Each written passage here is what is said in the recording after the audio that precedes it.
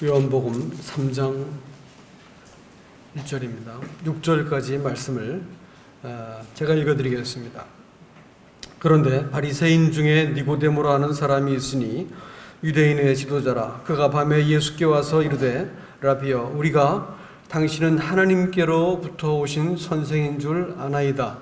하나님이 함께하지 하시지 아니하시면 당신이 행하시는 이 표적을 아무도 행할 수 없음이니이다. 예수께서 대답하여 이르시되 진실로 진실로 내게 이르노니 사람이 거듭나지 아니하면 하나님의 나라를 볼 수 없느니라. 니고데모가 이르되 사람이 늙으면 어떻게 날 수 있사옵나이까? 두 번째 모태에 들어갔다가 날 수 있사옵나이까? 예수께서 대답하시되 진실로 진실로 내게 이르노니 사람이 물과 성령으로 나지 아니하면 하나님의 나라에 들어갈 수 없느니라.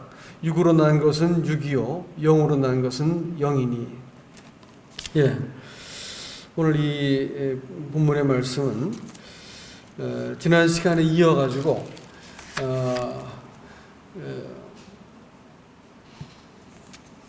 이스라엘 백성과 또 성전과 그들의 종교 체계가 빈 항아리, 또 포도주가 떨어진 그 혼인잔치, 또 메시아를 알아보지 못한 종교 지도자들의 무지함, 이런 모든 것들은 사실은 이 하나님으로부터 내려온 이 구원이 아니고 사람이 이루어가는 이 구원의 종교를 믿는 이와 같은 그 종교의 한계를 보여주고 있었습니다. 오늘 여기에 찾아온 이 니고데모를 통해서 예수 그리스도는 우리에게 사람으로부터 말미암지 않는 생명, 하나님으로부터 말미암은 생명이 필요하다는 것을 우리들에게 말하고 있습니다. 그래서 네가 거듭나야 되겠다라는 말씀을 하신 것이지요. 사실 이 이스라엘 니고데모라고 하는 사람은 신앙적으로 보자면 하나도 흠이 없는 사람이었습니다. 이 사람들은 이 바리새파 사람들은 로마의 압제로부터 그들이 율법으로 백성들의 그 마음을 돌이켜서 회개케 하고 또 하나님의 법을 지켜서 살겠다는 어떤 굳은 결의를 해서 나라를 지켰던 사람들입니다. 존경받는 무리들이었죠. 게다가 이 사람은 관원이었다라고 말씀하고 있는데 그것은 산헤드린 종교 지도자들의 어떤 통치 기구를 말합니다. 그리고 그는 양심적인 사람이었고 겸손한 사람이었습니다. 많은 사람들은 이 예수님에 대해서 그 시기심을 가지고 거절했지만 이 사람은 밤에 찾아와서 예수님께 당신이 하나님으로부터 온 분입니다 라는 고백을 할 만큼 정직한 사람이었습니다. 그리고 랍비가 되기 위해서는 그들은 정해진 아주 오랜 시간 동안의 공부와 수련을 해야만 가능했었는데 시골에서 올라온 그야말로 30세 남짓 되는 그 분한테 랍비어라고 최소한 70은 넘었던 이 니고데모가 말을 할 수 있다고 말하는 것은 굉장히 이 겸손을 상징하는 것입니다. 그리고 믿음까지도 이렇게 고백을 했기 때문에 누가 봐도 하나님 보시기에 적합한 사람이었습니다. 그러나 예수님께서는 그 사람에게 네가 거듭나야 되겠다 이렇게 얘기했습니다. 니고데모 입장에서 바라볼 때도 자기들의 그렇게 평생 동안 지켜온 그 전통과 제사와 이 종교적인 계율과 모든 도덕적인 선을 행하는 것을 다 가지고도 이건 한순간에 딱 비교가 되는 것이에요. 뭐냐면 그 사람들은 아무리 최선을 다해도 무엇인가 이렇게 무엇인가 부족했습니다. 근데 예수님께서는 오셔가지고 하시는 말씀과 표적을 바라보니까 자기들한테 없는 영적인 권위와 능력이 있었던 것이지요. 여러분, 이 능력과 권위라는 말은 그 말 뜻이 뭐냐면 이 엑수시아라고 하는 표현은 뭐냐면 그 사람됨에서 나타나는 어떤 이 포스 같은 겁니다. 제가 이제 예전에 같은 학교를 이렇게 다니던 그 여학생이 있었습니다. 근데 맨 앞에 앉았고 작업만 했었고 이쁘장한 어떤 그런 학생이었었는데 제가 군대를 갔다 오니까 이 친구는 이제 제대를 해가지고 졸업을 해가지고 벌써 이제 학교에서 고등학교에서 이제 그 1년차 그 교사였습니다. 교사로 한 1년 지났는데 학교에서 뭐하다가 어떻게 만나게 되었는데 얼굴을 보니까 세상에 그 애떼고 그 예쁘고 조그만 친구가 얼굴에서 근엄한 표정이 나오는 거예요. 그래서 이게 직업적인 표정이구나라는 것을 알게 되었어요.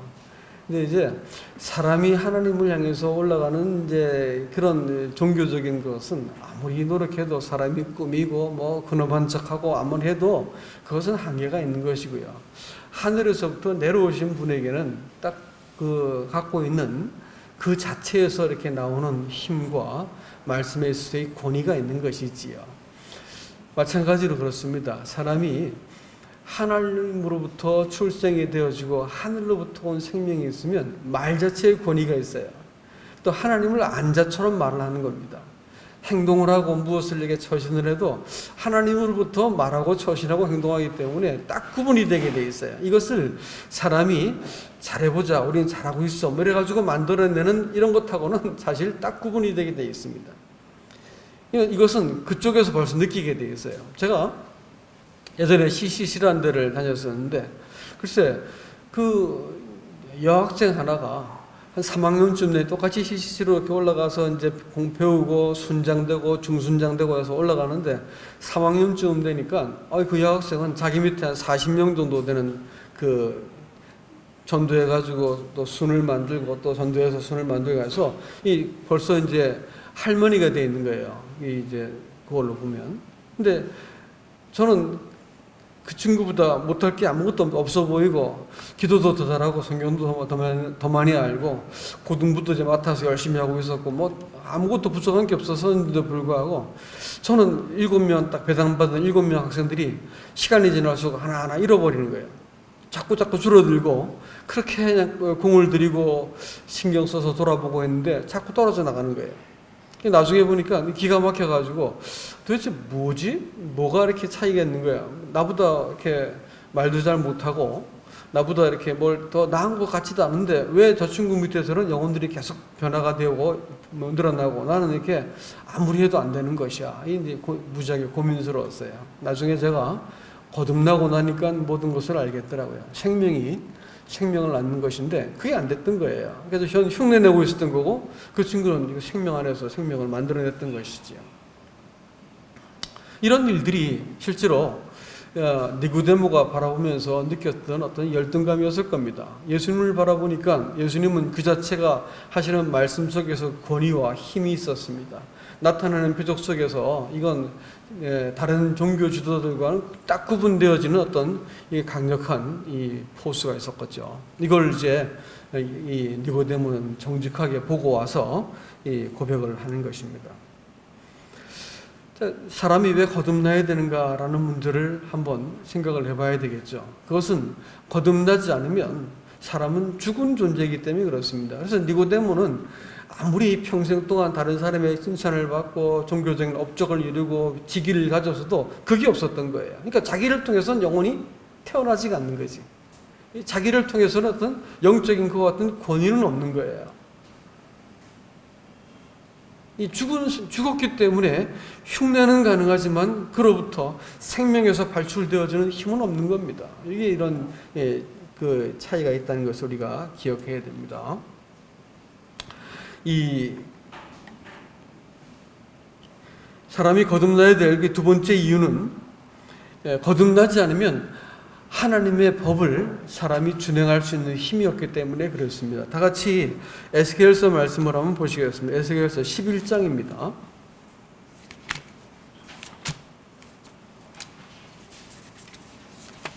에스겔서 11장 19절 말씀을 보시면 제가 읽어드릴게요.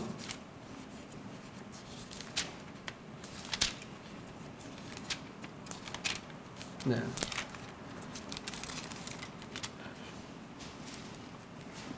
내가 그들에게 한 마음을 주고 그 속에 새 영을 주며 그 몸에서 돌 같은 마음을 제거하고 살처럼 부드러운 마음을 주어 내 율례를 따르며 내 규례를 지켜 행하게 하리니 그들은 내 백성이 되고 나는 그들의 하나님이 되리라. 하나님이 이 구약 시대 때 약속을 하시는데 에스겔을 통해서 내가 장차 한 영을, 내 신을 너희들 마음속에 줄 건데 그때 그 신이 오고 나면 너희들이 그렇게 율법을 지키다 실패하고 지키다 실패하고 또 죄짓고 넘어지고 반복하던 그 사람이 이제는 그 법을 지킬 수 있도록 내가 힘을 줄 거야. 그 영이 그 모든 일들을 가능하도록 만들 거야 라고 하면서 하나님이 영을 보내실 것에 대해서 예고를 하고 계셨습니다. 그래서 이 하나님의 그 영이 사람 속에 들어오기 전까지는 사람은 사실은 하나님의 법을 순종할 수도 없고 또 따를 수도 없습니다. 하나님을 기쁘시게 할 수도 없습니다. 하나님과 결국은 원수가 된다고 로마서 8장은 이야기하고 있습니다. 사람으로부터 말미암는 그 어떤 것을 가지고도 하나님을 따르고 순종할 수 없기 때문에 이 하나님의 영이 내 속에서 들어와서 나를 거듭나게 하기 전까지는 나는 사실은 예수 믿는 것은 내 자기적인 어떤 그 해석과 이해를 따라가지고 조금 더 착한 거, 또 조금 더 자기 생각할 때 양심에 맞는 어떤 일들을 하는 걸 가지고 신앙생활이라고 착각을 하게 되어 있습니다. 그러나 그 영이 들어오시면 내가 하나님의 마음을 알게 되어지고 내 마음으로 그분을 따르고 순종할 수 있게 된다고 하는 것입니다.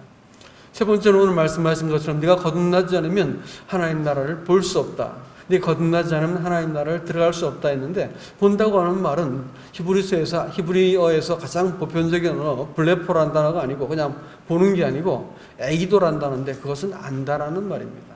체험한다는 말이요. 공감한다는 말입니다. 그러니까 무슨 말일까요? 하나님의 나라에 네가 참여할 수 없을 것이다 라고 말하는 것입니다. 거듭나야 된다는 거예요. 그래야지 하나님이 네 인생을 인도하시고 또 그 보호하시고 너에게 힘을 주시고 공경에서 널 건지시는 이 모든 것들을 네가 경험해야 되는데 그 경험 못할 거다. 거듭나지 않으면 뜻입니다. 거듭난 사람한테만 이와 같은 일이 나타난다고 하는 것이죠. 그래서 우리가 거듭나야 된다. 거듭나지 않으면 나중에 하나님 앞에서 우리가 받아들여지자. 이 땅에 사는 것도 신앙생활을 흉내만 내다가 나중에 하나님 나라에서 거절될 것이 분명합니다. 왜냐하면 하나님께서는 다른 어떤 것으로 우리를 확인하시는 게 아니고 우리 안에 바로 그 영이 계신지 안 계신지를 보고 우리를 확인할 것이기 때문인 것입니다. 거듭남이라는 게 뭐냐? 그것은 이 거듭난다라는 말이 이 세 가지 의미가 있습니다. 한 가지는 처음부터 완전히라는 뜻입니다. 그러니까 이 거듭난다고 하는 말은 사람이 이 개선해서 조금씩 고쳐나가서 점점 거듭나는 게 아니라는 뜻입니다. 한 번에 완전하게 거듭나는 거예요. 점점 거듭난다는 말은 거듭나지 않았다는 말입니다. 어린 나이가 태어날 때 보면 어린 나이기 때문에 발가락이 9개만 있고 눈이 하나만 있나요? 그렇지 않습니다. 자금자금하지만 완전하게 아이가 모든 것을 다 갖추고 있어요. 그러니까 이쁘죠. 그렇죠?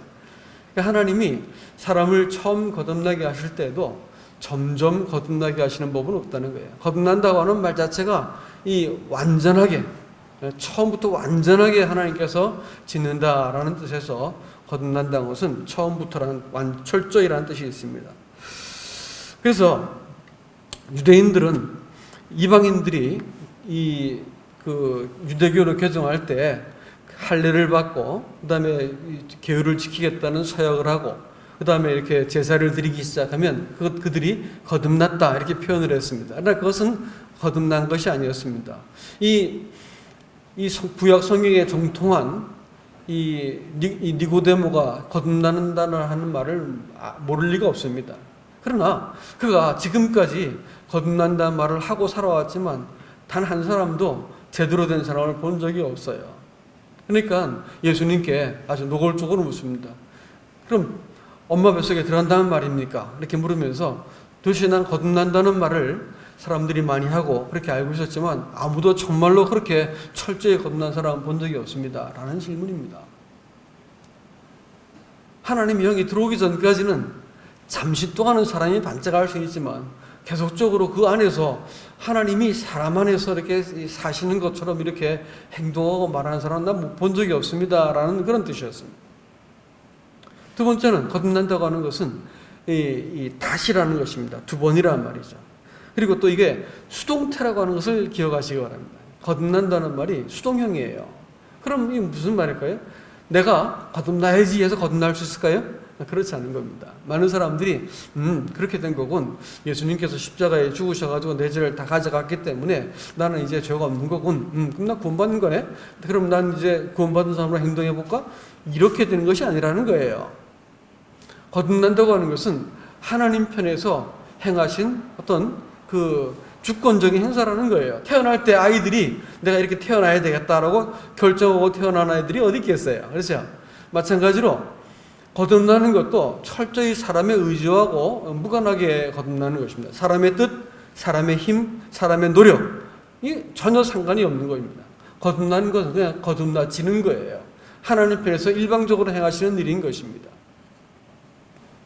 그러니까 어느 날 교회에 슬그머니 들어올 수 있고 어느 날 난 믿기로 작정했다는 분이 계신데 그건 죄송하지만 거듭나는 게 아닙니다. 거듭난다고 하는 것은 하나님 편에서 그 사람을 딱 하고 이렇게 지어내시는 하나님 편에서의 사역이라는 것을 기억하셔야 됩니다.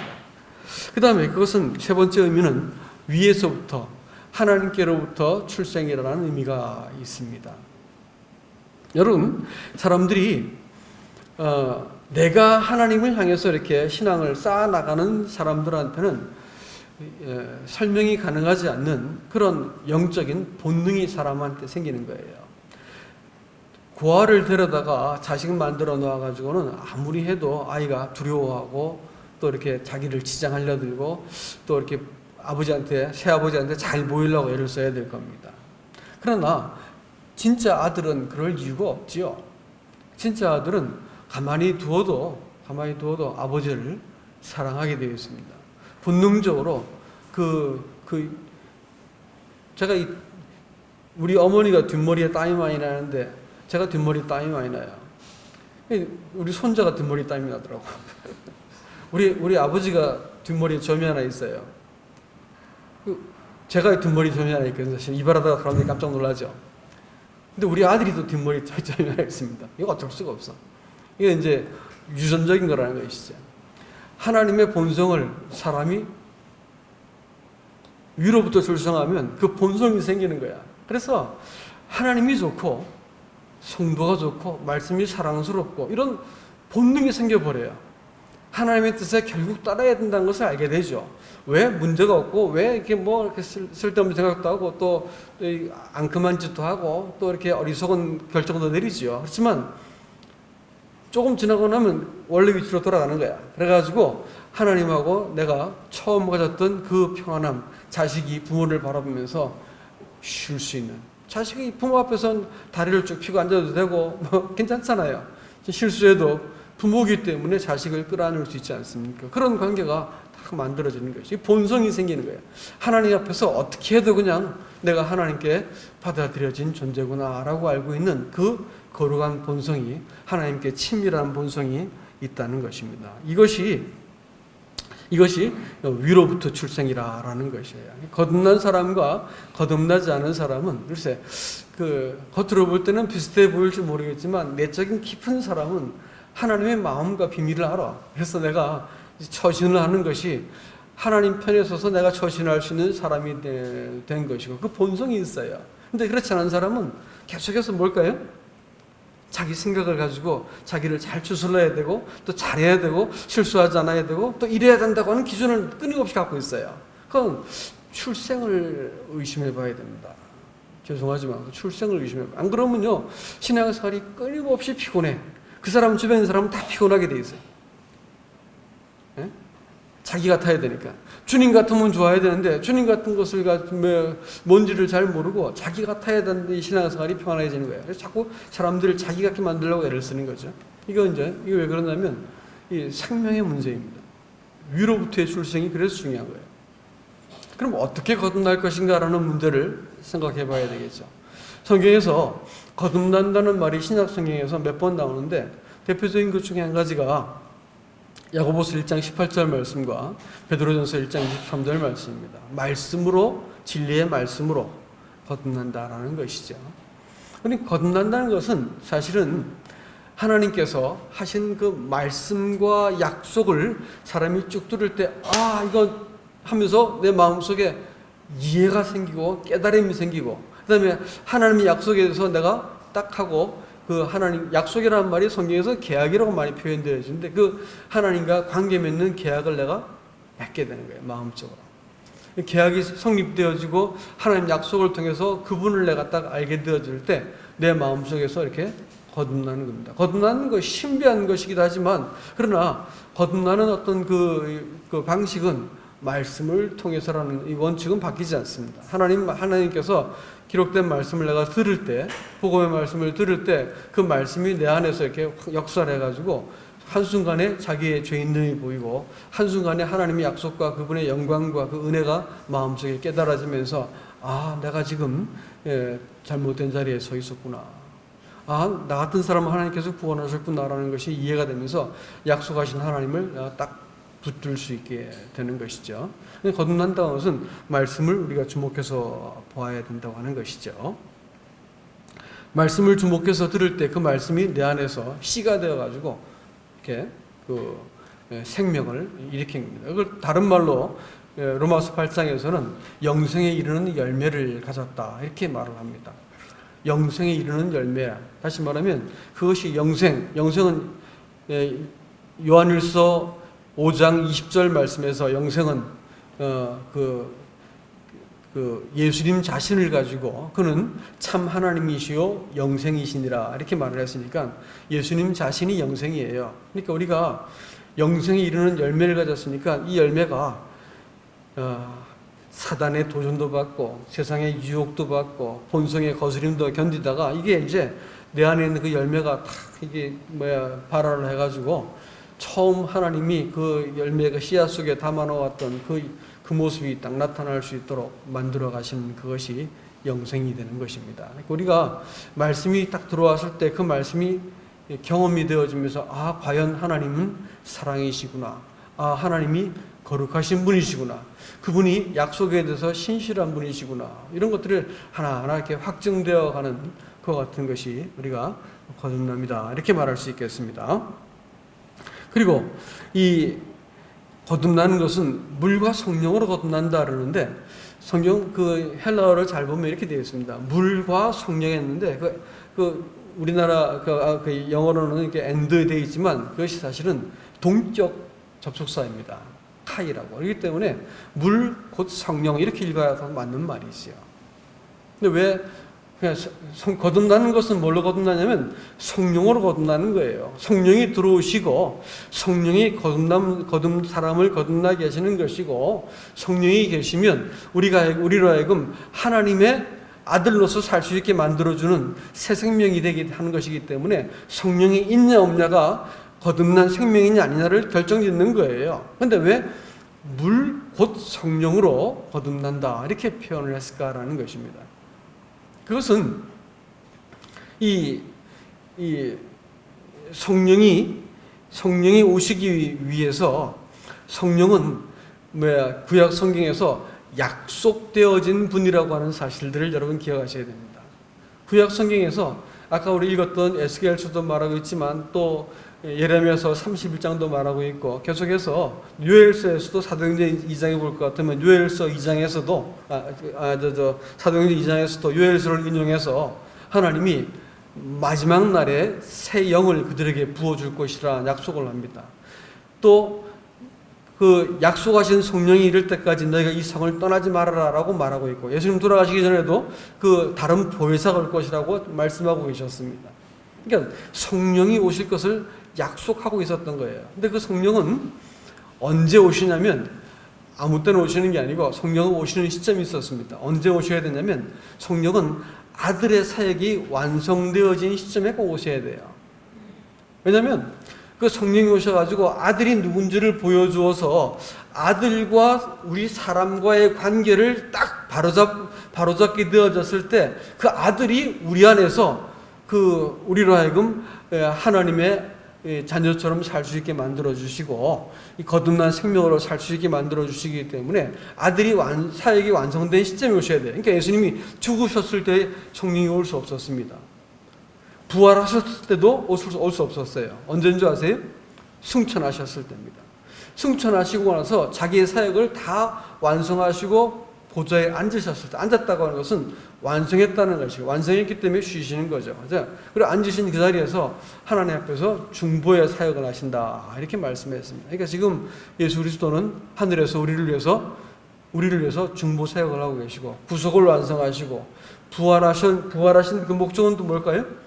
부활하신 목적은 죄들이야 십자가에서 죽으시면서 씻으면 되지요. 그렇죠? 근데 죄는 어떻게 할 거예요? 사람이 계속해서 짓고 있는 죄는 어떻게 할 거냐고요. 이 죄된 본성은 어떻게, 방법이 없잖아요. 용서받았다고 죄를 안 지으면 좋겠는데 죄를 짓지 않습니까? 이 문제를 해결해야 할 거 아니에요. 이것은 방법이 없어. 이것은 죄라고 말하는 것이 사실은 내가 실수로 뭐 잘못한 이런 것이 죄가 아니고요. 죄라고 말하는 것은 고의적이고 매우 이렇게 그 의도를 가지고 하나님의 주권을 도전하고 맞서고 자기가 하나님처럼 되고자 하는 사람의 교만이 죄였기 때문에 이 죄된 이 본성은 방법이 없습니다. 사람이 죄된 본성을 가지고 하나님을 떠난 것이 죄의 시작이잖아요. 그러면 구원의 회복은 뭘로부터 시작해야 될까요? 하나님이 이 사람을 다시 다스릴 수 있게 되어진 지점부터 하나님께서 이 구원을 시작할 수 있는 거예요. 그래서 예수님께서 사람을 다스리고 다시 통치하시고 사람과 이 온전한 관계를 맺기 위해서 먼저 해놓으신 게 뭘까요? 십자가에서 그분께서 죽으신 것입니다. 죽으시는 것도 그냥 죽은 게 아니에요. 여러분, 이 물이라고 말하는 그것은요, 성경에서 창조와 심판을 의미할 때 물을 이야기합니다. 그러니까 하나님의 신이 수면 위를 운행하셨어요. 그리고 나서 창조의 첫날을 딱 대기하고 계시다가 빛이 있으라 하면서 첫날이 시작되지 않습니까? 그리고 첫날 이렇게 이 하늘에서 이 하늘을 나누고 물을 나누기 시작하시죠. 그러니까 물에서부터 뭐가 나올까요? 땅이 나왔습니다. 또 만물이 물에서부터 나왔다는 것을 저희가 불어 이지라는도다 하여서 모든 만물은 어디서 나오냐면 물에서 올라오는 거예요. 하나님이 이 물에서부터 창조의 그 일들을 행하셨던 것을 볼 수 있습니다. 그리고 하나님께서 심판을 하시기 위해서 세상에 이렇게 그 물을 보내서 다시 세상을 덮어버리죠. 심판의 행위이기도 한 것입니다. 거기에서 올라온 사람들만 뭘까요? 새로운 창조를 한 사람들이죠. 그러니까 물 위에 가라앉았던 건 다 죽었어요. 물 위에 떠올랐던 것만 살았다고요. 그게 뭘까요? 방주였지요. 그렇죠?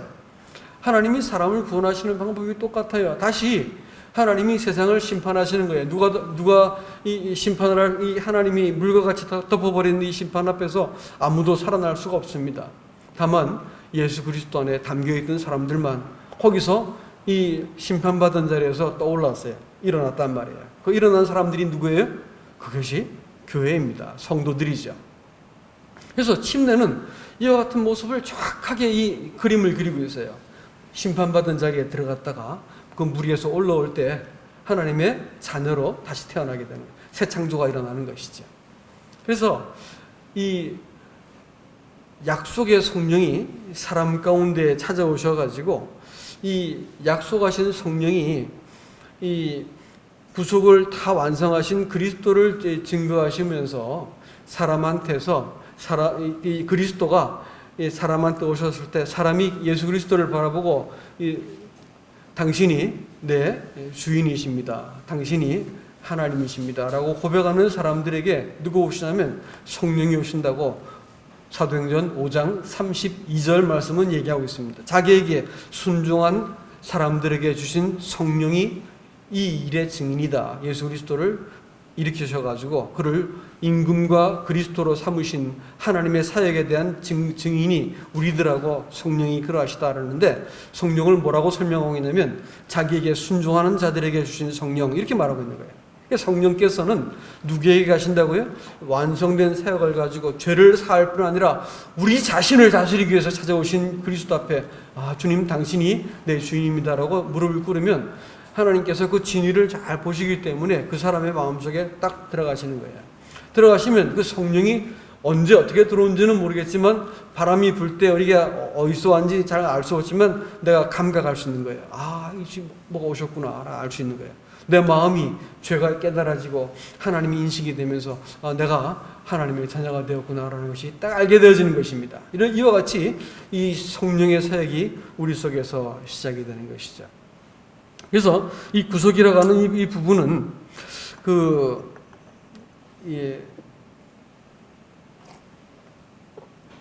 이분을 자꾸 약속의 성령이라는 말을 자꾸 쓰는 것은, 그분은 첫 번째 언약을 가지고 맺었던 이스라엘 백성들은 조건적인 행위 언약을 가지고 자기의 최선을 다해도 하나님께 나아갈 수 없었고 실패했던 그 사람에게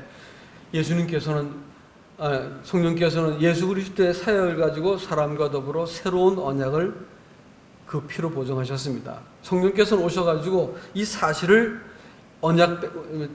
다시 이렇게 기억나게 하시고, 우리가 하나님 앞에서 언약 백성인 것을 기억나게 만드시는 일들을 누가 하시냐면 성령께서 하십니다. 약속이 맺어지면 하나님 백성이 되는 거예요. 이스라엘 백성들이 약속을 맺었을 때 비로소 하나님 백성이 되었습니다. 우리가 예수 그리스도의 말씀을 통해서 우리가 하나님과 언약을 맺게 되어졌을 때 이 성령이 들어오셔서 이 약속을 딱 분명하게 굳게 해주시고 기억나게 해주시고 보증을 해주시는 것을 알 수 있다는 것입니다. 어떻게 거듭나는가? 말씀을 통해 거듭납니다. 어떻게 거듭난 거예요? 성령으로 거듭납니다. 성령으로 거듭나기 위해서 어떻게 하셨다고요? 먼저 오셔가지고 심판 가운데서 우리를 건져 올리셔가지고 우리의 모든 죄를 하나님이 정당하게 심판하시고 나서 의롭다고 말씀해 주셨습니다. 그리고 의로워진 그 사람에게 하나님의 성령이 찾아 들어가셨죠. 자기에게 순종한 사람들에게 찾아 들어가셨습니다. 그러니까 거듭난 사람들은 죄 사함을 깨달은 사람이 아니고 예수 그리스도께 복종한 사람들입니다. 그래서 마음으로부터 하나님을 알고 마음으로 그분을 사랑하고 내 본성적으로 죄가 싫고 하나님이 사랑스럽고 의를 따르고 싶어지게 된 그 사람입니다. 사람의 도리, 사람의 인본주의적인 어떤 그 견해, 이런 것들을 초월하는 하나님을 아는 이 권위와 본성을 딱 갖게 되어지는 사람들입니다.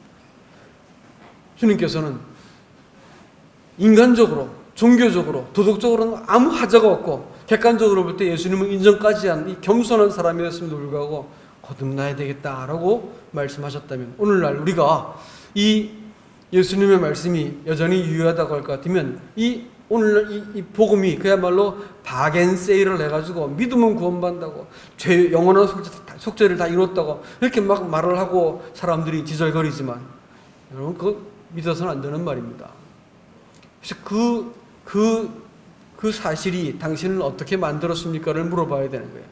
그 사실이 예수 그리스도를 사랑하게 만들었습니까? 그 사실이 예수 그리스도께 복종하게 만들었습니까? 그 사실이 성령이 오늘 당신의 삶을 주관하고 인도하도록 만들었습니까를 물어봐야 되는 거예요. 그것이 안 되어 있으면 모든 걸 다 깨닫고도 영원한 사망에 처해 주셨다는 것을 기억하셔야 됩니다.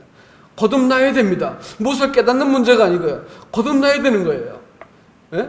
어떤 교회에 나가고 어떤 체험을 하고 문제가 아니고 거듭나야 되는 것이에요. 하늘로부터 온 생명, 철저하고 다시 완전하게 만들어지는 이 생명을 우리가 갖지 않을 것 같으면 신앙생활은 말할 수 없이 고단하고 다른 사람을 괴롭히고 평생 동안 내가 진정한 안식을 갖지 못한 채 신앙생활의 이 수고로운, 내가 기대한 만큼의 내 어떤 믿음의 수준을 채우기 위해서 몸부림쳐야 되는 이 고단한 신앙생활을 반복해야 될 것입니다. 여러분, 이 말씀을 듣고 있는 모든 분들에게 다시 말씀드립니다. 거듭나셔야 됩니다. 혹시 거듭나지 않았다고 할 것 같으면 다시 한번 자기를 깊이 돌아보시기 바라고, 거듭나신 분들도 죄사함을 근거로 해서 성령이 거듭나게 하셨다면 우리가 이 성령과 더불어 이 관계를 생명처럼, 목숨처럼 소중히 여기고 집중하고 그분 앞에서 내 양심을 살피고 또 그분을 의지해서 말씀을 들여다보고 그분을 의지해서 하루를 열고 하루를 닫고 그분을 의지해서 내가 만나는 모든 삶을 성령을 통해서 해석할 수 있는 하나님의 사람이 될 수 있기를 주님의 이름으로 축복합니다. 이상입니다.